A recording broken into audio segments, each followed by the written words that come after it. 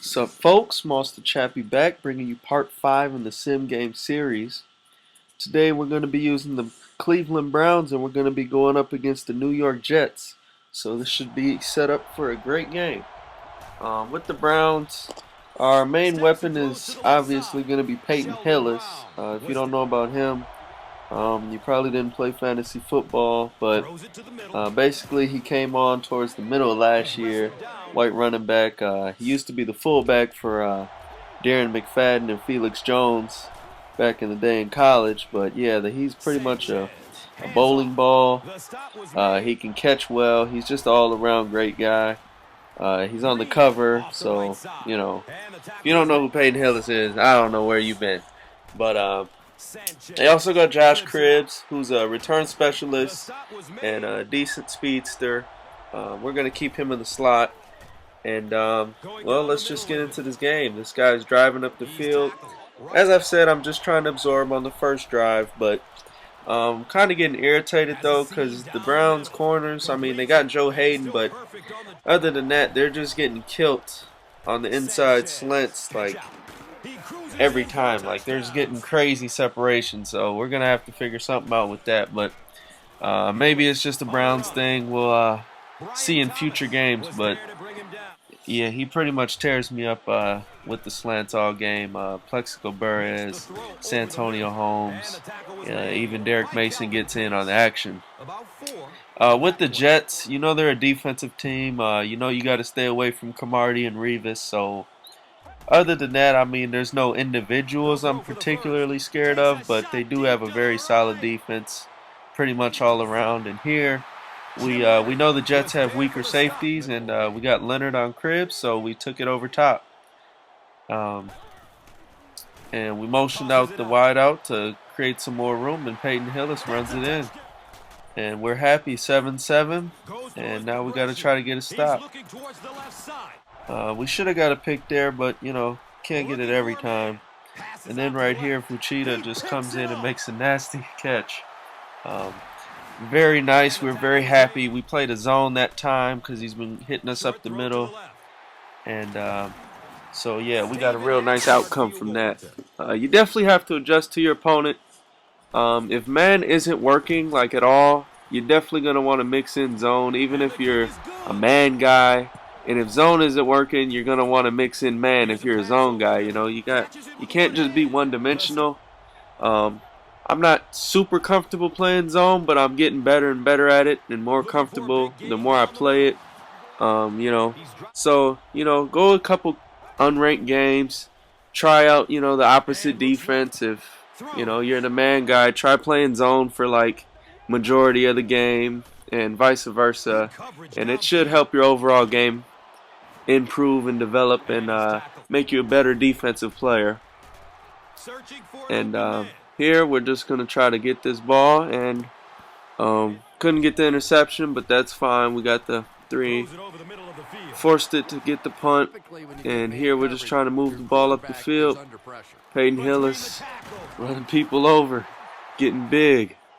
And they also have a young quarterback in Colt McCoy from Texas. Played for the Longhorns. I mean, he hasn't developed as a pro yet, but he's definitely got some potential. They've got a pretty relatively speaking young team, and they got potential. Madden, I would say they're a little bit less than average team.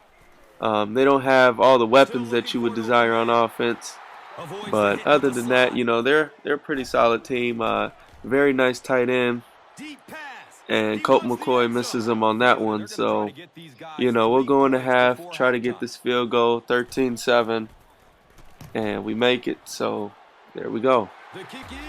It's shaping up to be a pretty good game. He kicked off first, so as I've told you, you just want to be down 6, 7, 10, or tie a game if you kick off first. So, he's in good position as far as right now, and there again, just hitting us on that inside is just ridiculousness. It's getting crazy, like I don't even know. And again, across the middle. Like, what are you going to do, right? Santonio Holmes, Plexico Burress, These guys are beasts. Plexico 6'5", and yeah, I don't know how he came back so fast, but you know, he was a great receiver before he left. Maybe he'll pan out and be a great receiver this year for the Jets. But he came back with like a 90-something speed on here, so curious to see if he holds up that in real life. And you know, so we got him on third down, and what do you know? Slant inside, he gets hit while he catches it. Plexico goes down for a couple plays, but he's back, so nothing major. And again, it just slants inside. I tried shading inside. That did okay for me for a little bit, but they were still just getting beat inside pretty much every time. And here we get him to throw on the run. We felt good when he threw it until, the guy got separation when he passed it, so that was unfortunate. With play action, guys, you want to be very careful. The position he is on the field, I would avoid play actions. You don't want to get hit and then be out of field goal range. That's like the worst thing you can do. And then the next play, we finally play the slant right. We get an interception, so, maybe those guys got tired of getting killed on that inside, and we finally played it right, got it in, got the huge turnover we needed. We're down 1, and Peyton Hill is just coming up the gut, pushing us up the field, getting up the first down, and he's had a solid game. I probably should have got him a few more touches, but he's doing his thing right now. And we hit him earlier to the outside, so we're going to try to hit him again. And we get the first down, so that's all we needed. And we can't be mad at that play right there either. We tried to run it to the outside. The Jets played their defense and got a solid hit on us. And here we just hit the outside, pick up the touchdown. Now we got to try to get this 2-point conversion. Didn't get it that time. We tried.